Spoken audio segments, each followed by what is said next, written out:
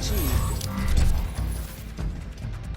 I was 100% on board with everything that Meryl Streep had to say at the Golden Globes with regard to Donald Trump and all the controversy and issues and how he handles himself so poorly and the way he acts.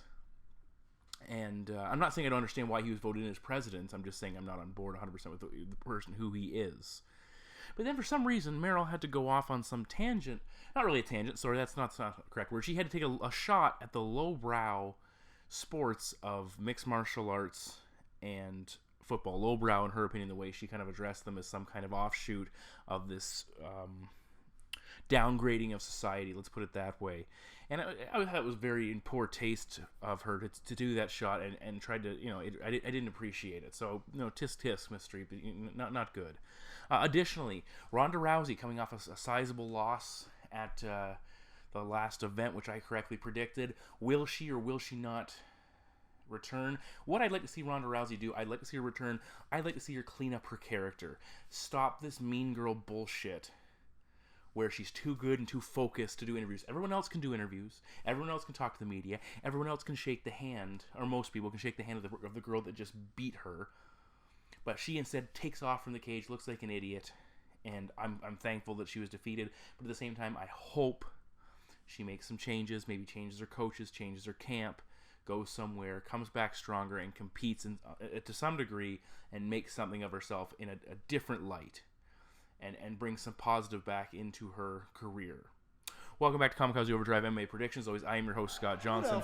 On this episode of the show, we are breaking down the upcoming UFC Fight Night 103, which will be taking place in Phoenix, Arizona, and featuring talented featherweight prospect Yair Rodriguez taking on former lightweight and welterweight champion and returning prodigy BJ Penn. I'll be giving my 4 main card predictions for this event. All of my preliminary picks will be available at kamikazeoverdrive.net. As we know, recently there was a change to the main card, and as a result, we saw Brian Caraway pull out due to injury, and then Jimmy Rivera initially commit to fighting Marlon Vera, and then pull out, citing some controversial reasons for not wanting to face Vera, which I don't necessarily agree with, but whatever. Now, initially, I saw the main card as being Frankie Saenz versus Augusto. Mendes being bumped up onto the main card. I've also seen it's possibly Sergio Pettis against John Moraga, which kind of makes more sense to me. But I broke down the Saenz-Mendes fight as the main card. Obviously, if it turns out to be Moraga versus Pettis, you'll have to check out my prelim section, because that's where the picks will be posted there as well. My bet packs, coming off what was a good night, could have been a fantastic night. As I said, I went 6-3 at the last show. My big risk bet packs had a really big parlay cash with Dong Young Kim, Tim Means, and Amanda Nunes coming out at plus 676, coming through nicely. Dominic Cruz certainly hurt me a little bit. He had 2 parlays, including my number 1 parlay, which was Cruz, Magny, and Borg. He failed to come through there. I also had him with Tim Means, that fight was void, and Dong Young Kim winning, so that hurt as well. So those were 2 that hurt. On my big bankroll parlays, I had a couple nice ones. I had a single bet on Amanda Nunes come through. Dong Young Kim, I paired him with Tim Means, the fight being voided, so Kim won, which was decent. And a nice little parlay as well with Antonio Carlos Jr. and Alex Garcia winning. But the Cruz fight killed me. I had him paired with Neil Magny, and then paired again with Ray Borg on my gold plays, and then later on I had him by decision paired with Alex Garcia by TKO. Had he picked up the victory, it would have been an astronomical night. It would have been a huge return.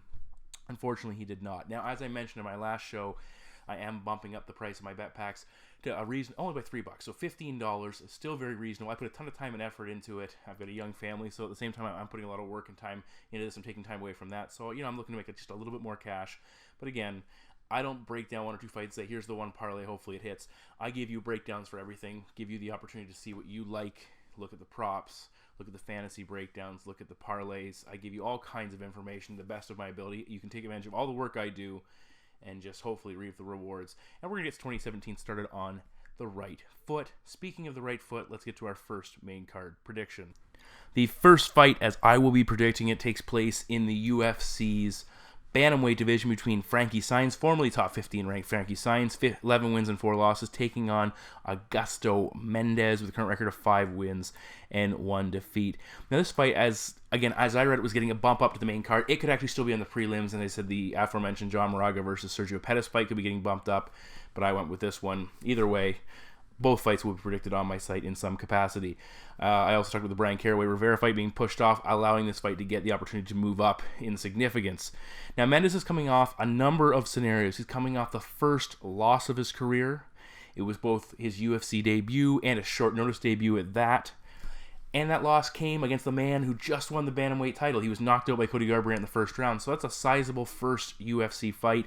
And he's coming into this fight having not competed in almost a year, not quite a year, so certainly a number of X factors for the Brazilian. For Frankie Saenz, he has dropped back-to-back matchups after starting in the UFC, his UFC career with a 3-0 run. He's coming off the second career knockout loss of his career.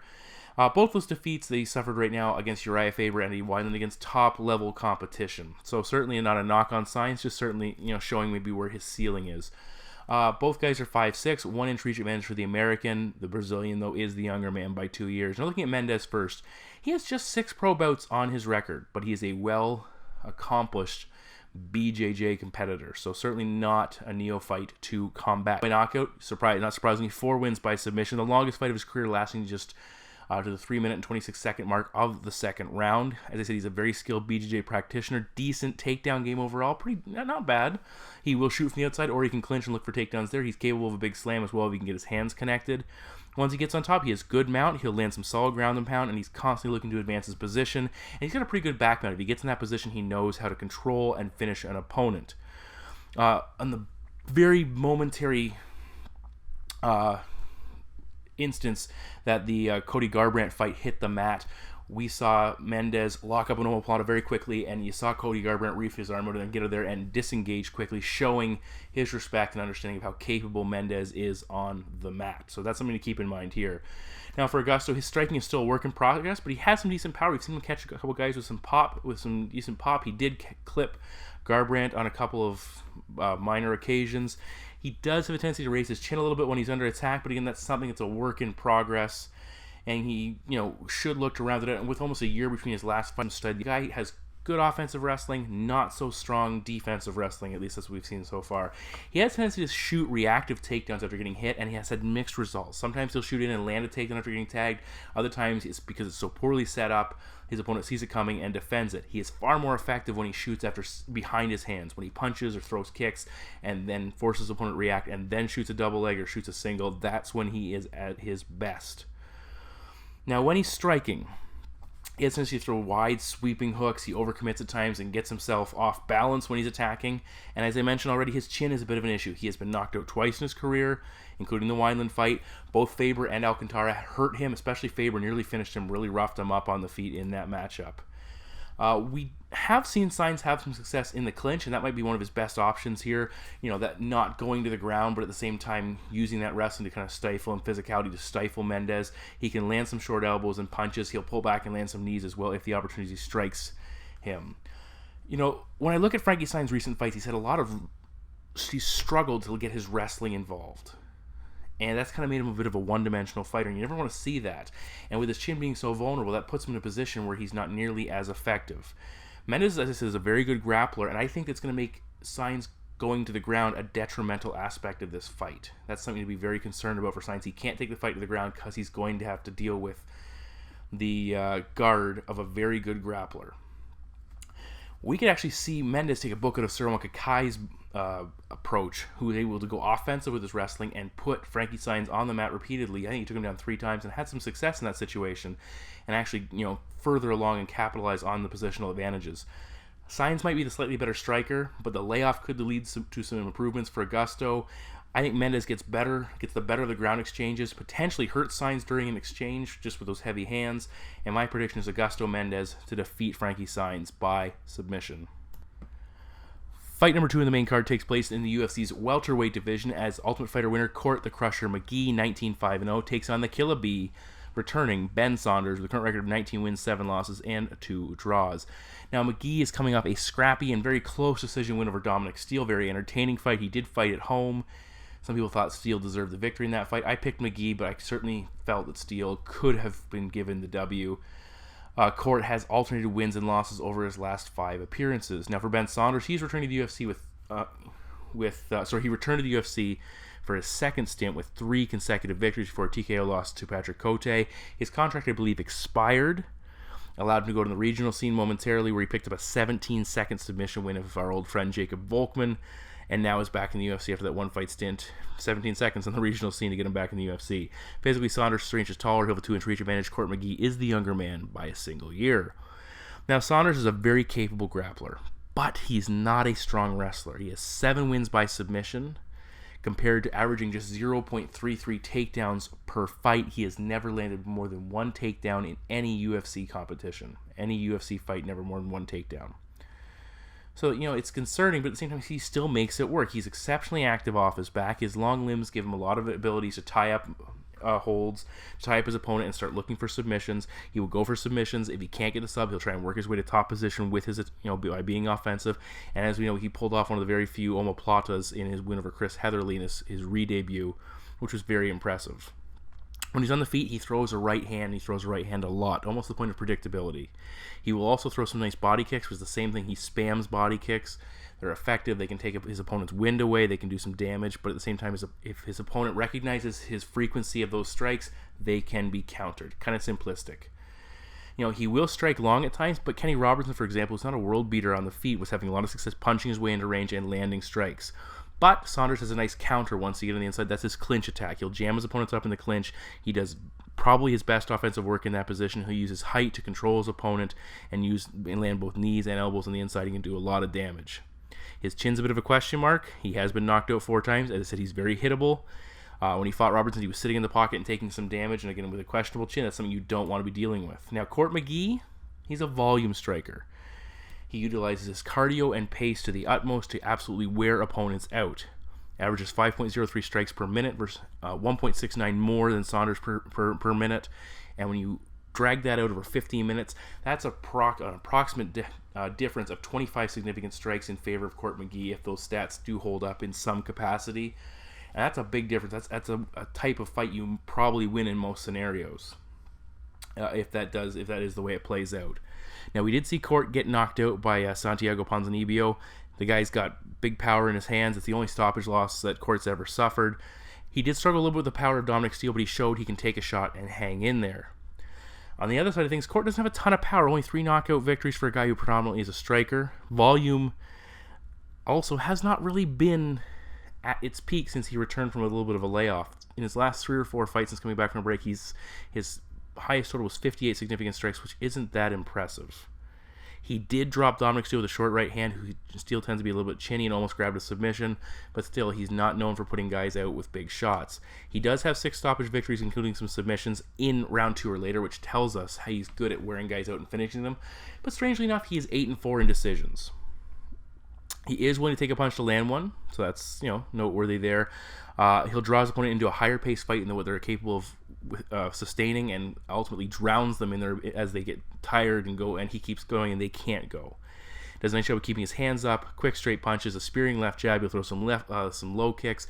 Also watch for a switch kick, which he'll target the body with, or he'll go to the head as well. Lots of footwork, good lateral movement overall. Also, McGee has a very serviceable wrestling game. He landed 4 takedowns in his win over Dominic Steele, which was really his go-to in picking up that decision. He is 7-1 in his UFC career when he lands at least one takedown, 0-3 without.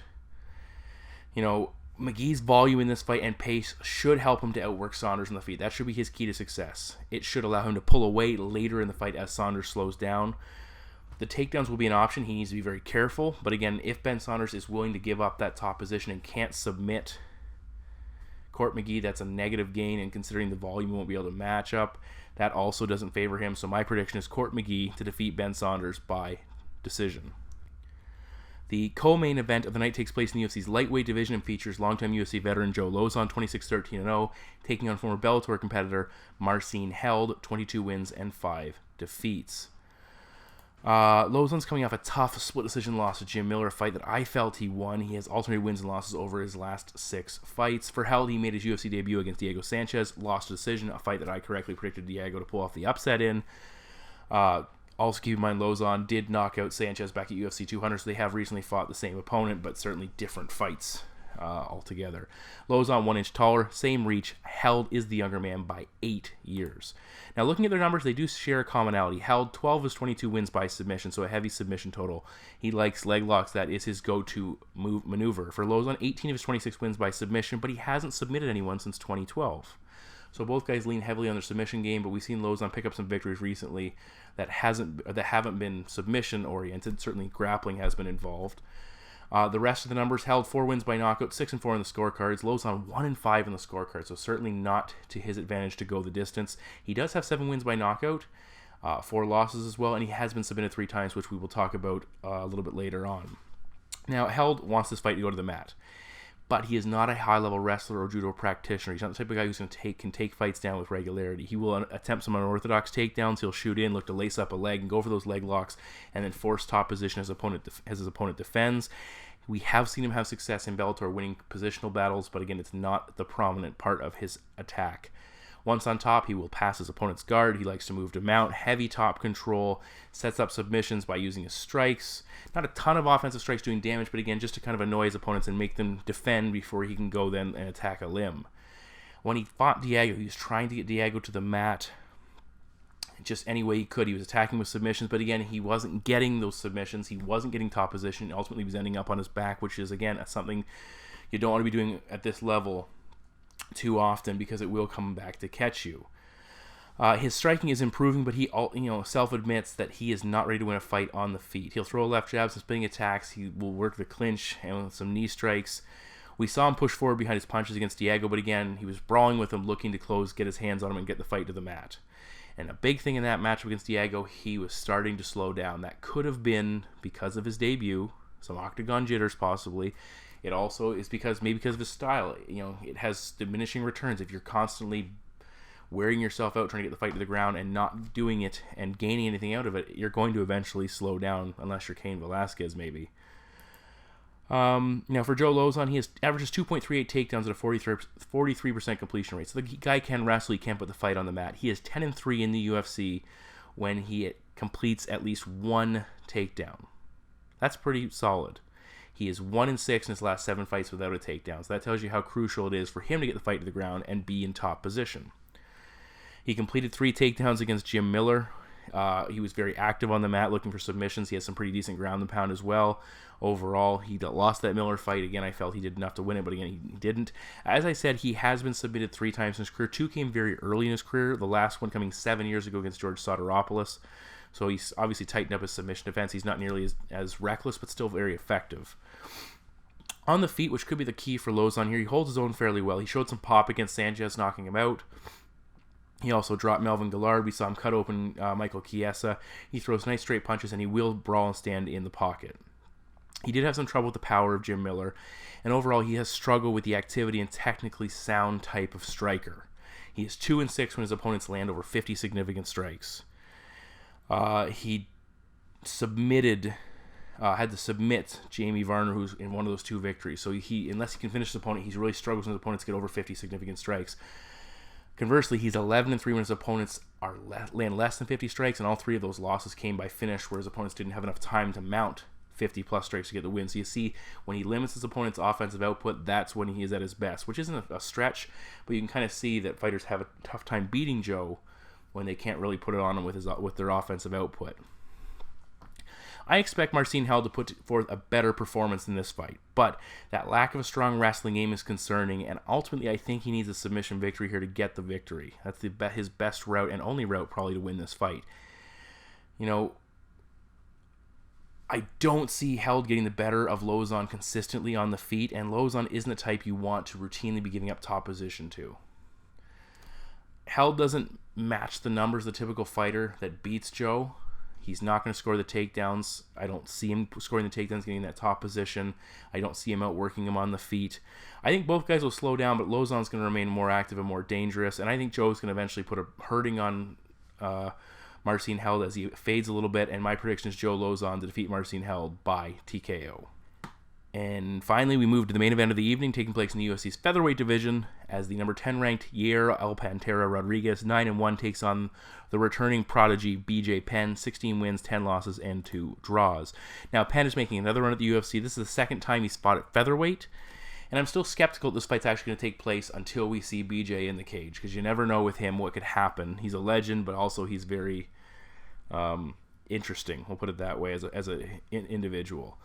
His last fight was in 2014. He's fought just once since 2012. He has lost 3 fights in a row, winless in his last 4, and has a record of 1 win, 5 losses, and 1 draw in his last 7 matchups. He is in danger, in my opinion. This is just my opinion, which means nothing. He is in danger of tarnishing his record and Hall of Fame career. He's accomplished a lot, but he's going to be one of those fighters, if he keeps going, that sees his record move dangerously close to 500, and people will say he should have got out a long time ago. Rodriguez, when you look at Yair Rodriguez, he has less total fights than BJ has career defeats. It's or I think they're either even or less. So that shows you where these fighters are at different spots in their career. Rodriguez is 5-0 in the UFC, coming off his first main event fight, which was a split decision win over Alex Caceres. I got Caceres in that fight. I was wrong, and I thought Rodriguez did the job. I was shocked it actually went to a split decision. Physically, the Mexican fighter, 2 inches taller, 1 inch reach advantage, 14 years younger, which is a sizable age gap. And keep in mind, BJ, it's just worth noting, has fought as high as middleweight and even heavyweight or open weight back in the day. So, he's come a long way, come way down coming into this fight. Rodriguez, his numbers, 2-1 in fights ended by knockout, 1 submission win, 5-0 in the scorecard. So despite his flashy striking, he's not stopping a lot of opponents. He's a Taekwondo black belt, wide variety of kicks in his arsenal, both flashy and functional, more power than his numbers, I said, would suggest, and he works fairly well from the outside.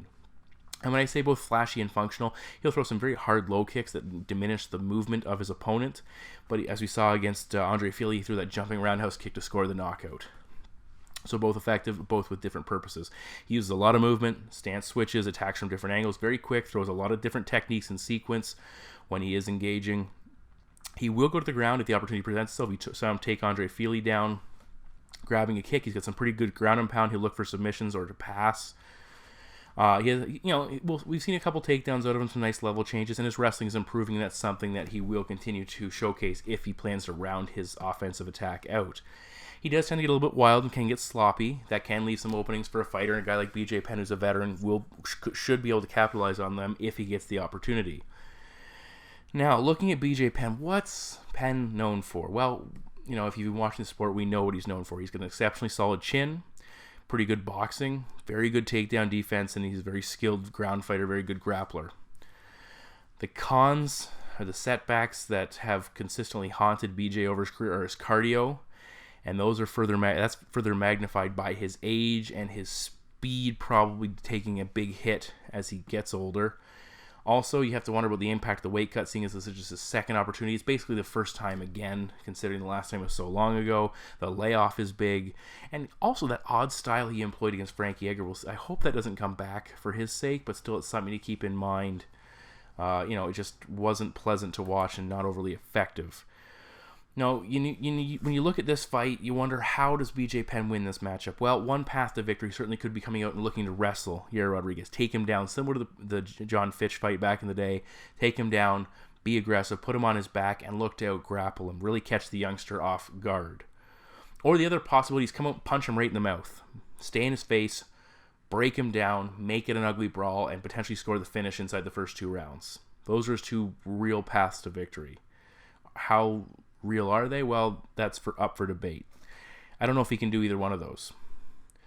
That lack of speed and the speed differential between these 2 fighters and the distance and movement that Rodriguez presents is going to make it very difficult for BJ to get in punching range, to get in wrestling range, and without taking a lot of damage. I know he's got a good chin, but still, once that damage starts to mount up, he's not nearly the same fighter. The cardio is the other question. How long can he keep up with Rodriguez before he slows down to the point where he is completely ineffective offensively and defensively? I could see BJ having some moments early in this fight, but more likely he's simply going to struggle to land, and this fight will get away from him quickly. maybe after the first round, maybe even after the second round, we'll see BJ start to really struggle. Rodriguez might win the first 2 rounds, but they could be a little bit closer. But still, I just don't see BJ offering enough if he doesn't come flying out of the gates and really put it on Rodriguez before he can, get into his zone. I think Rodriguez is simply too quick, too diversified, and too much for BJ Penn over the duration of a fight like this. And my prediction, a late stoppage is possible. My prediction is Yair Rodriguez to defeat BJ Penn by decision. So those are my 4 main card predictions for UFC Fight Night 103. If they do, in fact, put Sergio Pettis versus John Moraga on the main card instead of Mendes versus Saenz, which totally makes sense to me. You can check out that prediction in the prelim section. All of my other preliminary picks will be available at kamikazeoverdrive.net. The bet packs will be available as well. I'll be breaking everything down for you as always. I appreciate you tuning in. You can follow me on Twitter at KO_predictions. Also, we're on Facebook. You can follow us along there. I like posting all kinds of things. Just whatever fighting news, posting when I've posted stuff. You know how Facebook works. I don't need to explain it to you. Thanks, guys, for tuning in, and I'll talk to you soon. Take care.